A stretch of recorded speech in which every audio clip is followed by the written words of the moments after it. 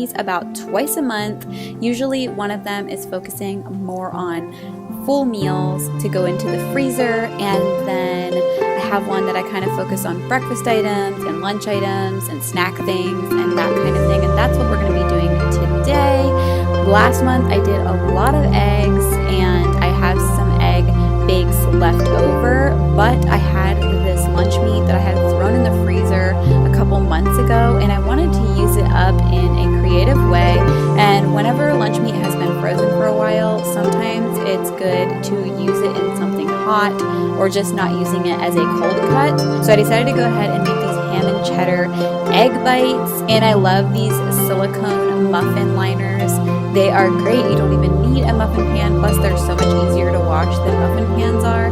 So all I did was put a little bit of oil in the bottom of each of those, and then I put pieces of the ham in there, and I mixed up about, I think it was like 13 eggs, 14 eggs, something like that. I had 12 of the muffin liners, but I did a few more eggs than that. I put a little bit of this everything seasoning in with the eggs, and then I normally shred my own cheese. You all know that. I love doing my own shredded cheese, but I found a super great deal on this cheddar cheese at a local discount store, and so I have a huge bag of it, and I decided to just use that on top of these bites.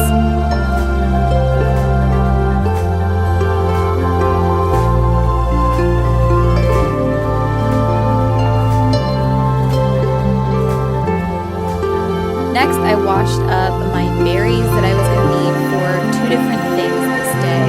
So I just put them into my little colander in the sink and got them all rinsed off. Something I like to keep in the freezer, especially for my daughters, is smoothie packs. Now that they're to the age that they are, they can actually make smoothies themselves, and if it's all assembled for them, it's just so much easier. So I like to use this canned coconut milk, and then I had some agave syrup I needed to use up, so I just went ahead and put that in there to sweeten it up a little bit. The thing I love about making these coconut milk cubes to go in these bags is you really don't need another milk. So you can actually make these up with water. So even if you are out of milk that day, you can still pull these packs out and throw some water in with the blender, and it's still a really creamy, yummy smoothie. Plus they're getting all of the added benefits of the coconut milk. So I just put them into some silicone molds. These are actually for chocolates, and then I had this random silicone ice cube tray and put them in there just to make some cubes to go into the bag so that they're easier for the blender to blend up.